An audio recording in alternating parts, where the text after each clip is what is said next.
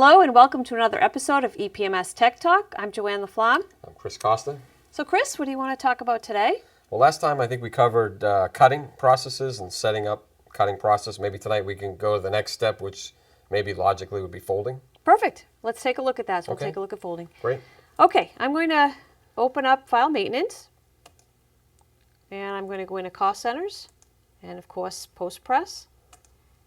And I have a folding cost center here. And I've got a couple set up. So I'm going to start by opening the first one and explain how we set that up. Now the way I've set up this particular process is I've set it up for a particular fold, a letter fold. And the advantage to doing that is I can set up multiple processes for my different type folds. Mm-hmm. And that way I can set the process up specifically for that type of fold. So all I have to do is select the process. It already has in its description what kind of a fold it is. So that communicates it to the operator as to what kind of fold it is. And then I can build in the all the specs to do that particular fold. Sure. Okay. Good. So what you'd want to do for a process like this is your costing method would be finish sheet. So you'd want to make sure you'd select finish sheet because that is what you're folding. What's going into this process, the costing method should be what's going into the process, which is your finish sheet. Of course, you'd have your all-inclusive rate, whatever that may be. You could put in a minimum cost if you'd like, if you want to charge a minimum in case the process calculates to something lower than that and you want to have a minimum. It will charge that minimum if it calculates lower, and then it will charge whatever it calculates if it's higher. Your units per cycle, of course, in a folding process, your units per cycle, as we talked about before, is how many you're doing at a time. Well, folding, you're doing one finish sheet at a time, right. So that's going to be one. Mm-hmm. Your cycles per hour will be how many you're doing in an hour. And again, the benefit to doing the particular kind of folds is you can say how many letter folds or how many 4-page folds or how many tri-folds you can do in an hour in each of the individual processes. Okay? So we'll assume in this process I can do 750 an hour of a letter fold. And you can also set the setup minutes to be exactly what it takes to set up the folder for that particular type of a fold. Now the rest of the fields you really don't need to fill out. You're not going to do multiple repetitions of the letter fold, so you don't need to fill anything else out here. You can do a spoilage table. You can put in make-ready spoilage. You can do a speed table if those apply to your particular folder. So if you want to have some sort of run spoilage, you can create a spoilage table. Right. If you are going to spoil some to get the folding machine ready, you can put in some make-ready spoilage and a speed table if the speed does vary on the size of the job. Right. Okay? I'm going to leave those blank for now. So I'm going to save that one. Now I've got another one set up for a 4-page fold. And again, it's finished sheet. I have my rates set up to whatever they need to be. But now again, your units per cycle is always going to be 1. But now my cycles per hour here is a little bit less because doing a 4-page fold is going to take me a little bit longer, so I can do less in an hour than it would to do a letter fold. I can do, my setup might be a little bit more. So that's really all I have to change, those two values. And now I've got another process for a 4-page fold. And you can continue that for all the particular folds that you do. Just changing just changing the units per cycle and, the cycles per hour and the setup minutes for that particular fold. Okay. That'll make sense. But what about linear, what if I need by linear inch? Sure. You may want to fold by linear inch, and you can certainly do that. So let's take a look at a process like that. Okay. So here's my linear inch process. And again, my costing method here would be linear inches. You also have to tell it what that linear inch is based off of. So again, that's going to be dependent upon what's going in the process. Any post-press process, you always want to set that to what's going in the process. Sure. So if you're folding a press sheet, it would be press sheet. If you're folding the final piece, it would be the final piece. Well, in most cases, you're folding the finished sheet. So that's what we're going to select. All right. Again, you put in your hourly rate, your units per cycle. But now the difference here will be your cycles per hour is going to be the number of linear inches you can do in an hour. So your cycles per hour is always based on this costing method. So here I have it saying I can do 10,000 linear inches an hour.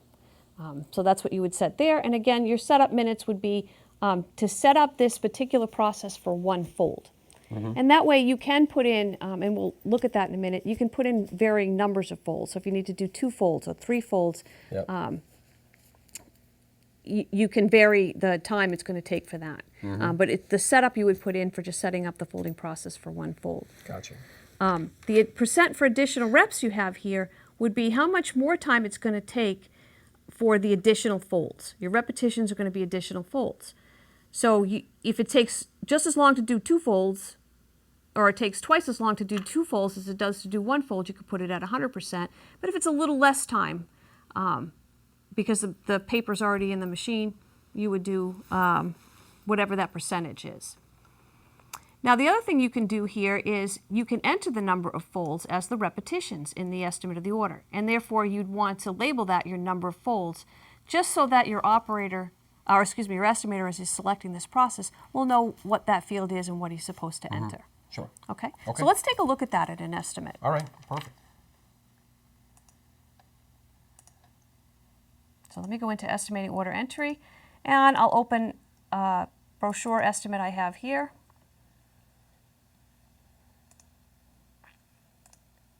And we'll go over to processes, and we'll go down to post-press, and we'll find our folding process, and let me add the linear inch process. Now when I add this in, right up here, it's going to tell me the number of folds. So we'll put this in as 1 fold, and we'll see what that looks like.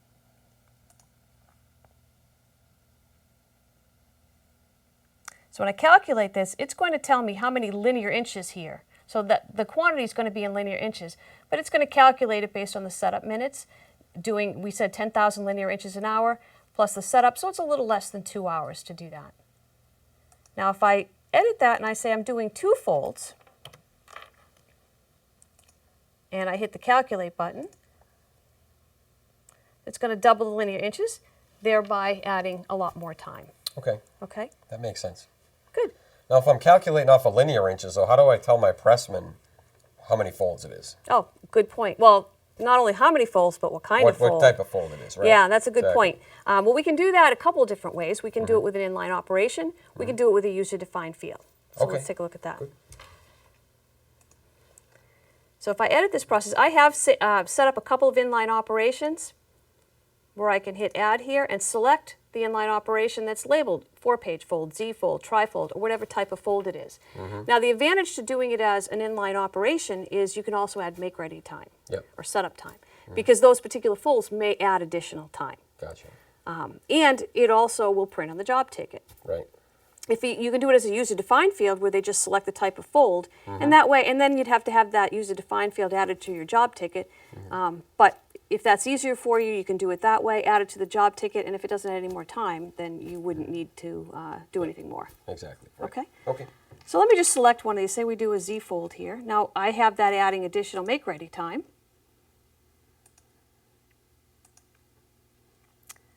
So that added a little bit of time here. And then, you won't see it on this screen, but when I save this and I print the analysis report, or if I printed the job ticket, you would see it on the job ticket as well. It will tell you down here, underneath the folding, what kind of fold it is. Okay. Okay? That's good. Do you have any other questions? No, I think that was great. Well, thank you. Okay, thank you.